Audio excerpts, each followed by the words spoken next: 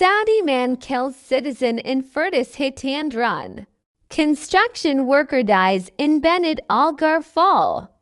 Hashtag Kuwait security authorities have opened an investigation into a Saudi national in his 20s after he ran over a 26-year-old citizen, killing him in Firdous area following a dispute. A security source stated that a report was received by the operations room about the incident, in which a citizen was struck by a Gulf national known to him.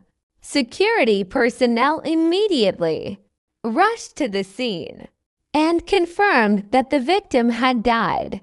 The suspect was promptly apprehended, and the investigation into the circumstances of the crime is ongoing. In a separate incident, an Egyptian construction worker in his 40s fell from the 9th floor of a building under construction in Benid Al-Gar, resulting in instant death. Forensic officers and the coroner were called, and the contractor was summoned for questioning.